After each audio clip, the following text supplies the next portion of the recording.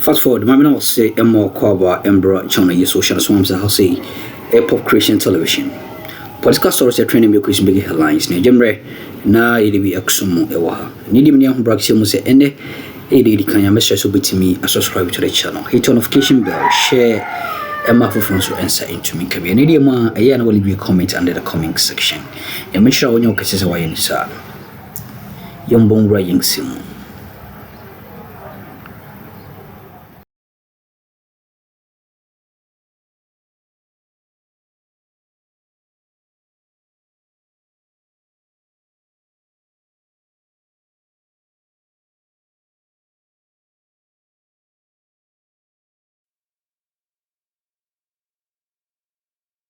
Three Chinese nationals kidnapped during a pirate attack on fishing vessel MV Mehin 1 in Ghana's territorial waters in March this year have been rescued after a month in captivity. The police say the trio were abandoned along a riverbank at an undisclosed location in Delta State, Nigeria. Director General of the Criminal Investigations Department has been providing updates on this and other related criminal incidents. On March 27, 2025, pirates attacked a fishing vessel in Ghana's territorial waters, taking 3 Chinese national crew members hostage. Investigations revealed that the vessel was targeted by armed criminals aboard a wooden outboard-powered boat, wielding sophisticated weapons. The pirates also destroyed all communication devices installed on the vessel. According to police reports, following a 24-hour voyage, the hostages were abandoned at a marshy river bank in an unidentified location in Nigeria's Delta State. The traumatized victims reportedly wandered through the dense bush until they reached a village where locals assisted them in contacting the Chinese embassy in Abuja. Director General of the Police CID, COP Lydia Donko, corroborated the information. The police has been investigating this case as well, and so far 4 people, the boatswain Clever, Victor Kojo Akwali, Eugene Chubuke Mwonam, Chinese cook Zhao Langhang, and second engineer Zhao Hua have been arrested in connection with the case and have been put before the Tema District Court while investigation continues. COP Lydia Donko also provided an update on the case involving 2 Ghanaian women who were kidnapped in Nigeria.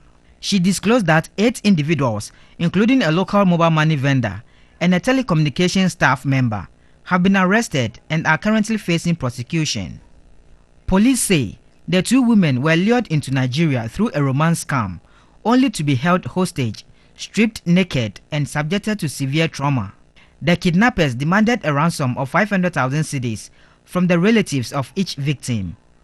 Authorities tracked the mobile money numbers provided for ransom payment, leading to the arrest of suspects in both Nigeria and Ghana.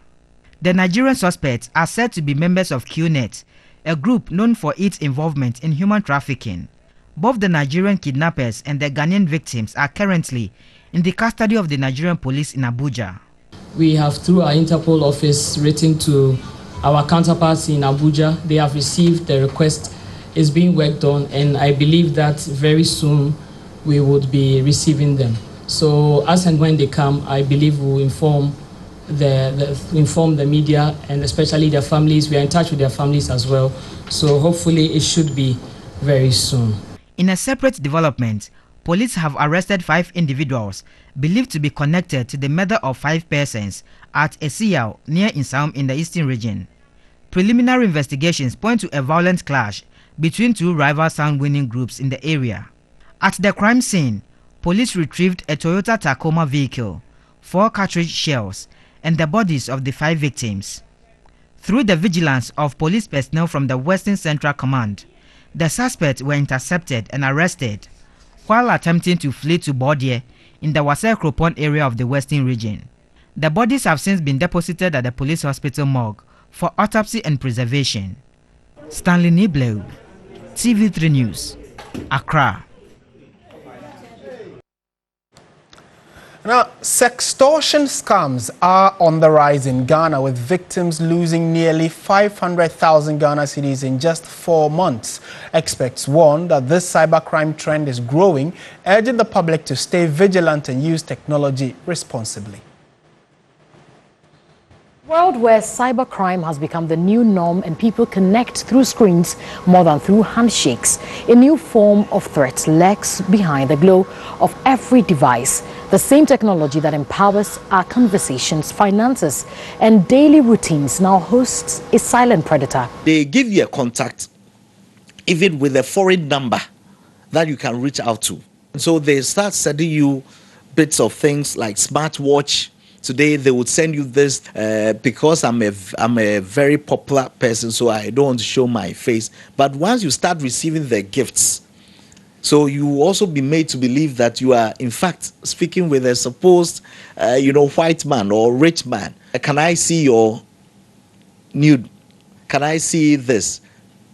It was later that she discovered that the number that she was chatting with, the person that she was chatting with and all that, were all here. Some are nationals from, different countries in West Africa. Recent data from the Cybersecurity Authority reveals a troubling trend.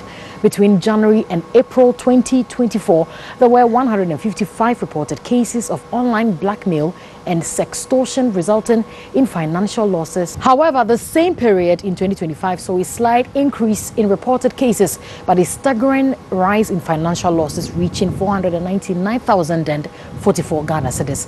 A senior lecturer and the head of cybersecurity at the Computer Science Department at the University of Ghana sheds light on how these schemes operate. They would rather start sending you nude photos, videos. They are even able to hold video calls. There are apps that they usually use that would make you believe that you are talking to someone who is naked or undressed. And sometimes they use other victims. But what we have discovered is that in most cases, you would realize that their mouth is not rhyming with the words that is coming out. If you are not careful and you also start taking off yourselves and then, also trying to be involved, trying to reciprocate what is actually going on, then they end up recording your video and also start using that on you. Majority of them has to do with greed. Most of the victims are not people who are like poor, as in poor. These are people that have, some essentials that they actually need. People who also are so desperate to travel out. There are few instances where someone mentioned, or some people, like two people that I've actually spoken with, said it was a prophecy they had from church into believing that they will be meeting someone, and then within that short space of time, they had a friend request. People who trust just everyone. Remember that the internet is full of very wicked, evil people. So it's not anything you see online, any request that comes to you and all that you must accept and then believe. Experts warn that such cybercrimes are likely to increase. It is therefore our personal responsibility to remain vigilant and use technology wisely, tools designed to enhance our lives, not compromise them. Safa Boyne, TV3 News, Accra. Let's now turn our attention to the health sector, and the Kolebu Renal Unit has resumed dialysis services to renal disease patients after almost 2 weeks of shutdown due to shortage of consumables. TV3 checks at the facility on Tuesday has revealed that patients are already being called and scheduled for their sessions. Here's a report by Sarah Apenko. According to the renal disease patients, they haven't had access to the unit for their dialysis sessions since Tuesday, April 29, but emergency services were in force. Close to 200 patients do their dialysis sessions at the Kolebu Teaching Hospital. They were told there was shortage of consumables. This meant they had to resort to private facilities to get their dialysis done, which they claimed puts undue financial pressure. This morning, when we came back, trying to find out from them what exactly was going on, and we were informed that they are now going for a meeting to ascertain the situation of them. But I think after some hours, most of my patients started being called to come back. And I think the unit is working now. As to whether it's going to continue or not, we are yet to find out how it's going to be. We just thank God that for about 2 weeks now, we've not had any bad news. But most of my patients are complaining. Some of them are saying they are bleeding through their nose.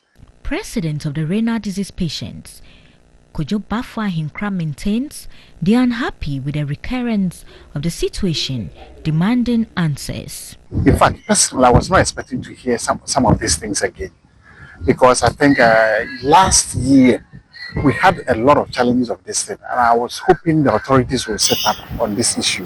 It's we in some ahodo to call channel you so high operation television. And Michelle, I'm sure she so Jemre Ewaha. Maria so to subscribe, share the notification bell. We don't know what exactly what is going on. Kesi. And Michelle say Obekan Busia Kuno. That's an so bad here. Don't be Edomania. Essentially, na yensum or Kwanshan Kusokra. A Pop Creation Television. And that's why I'm ready.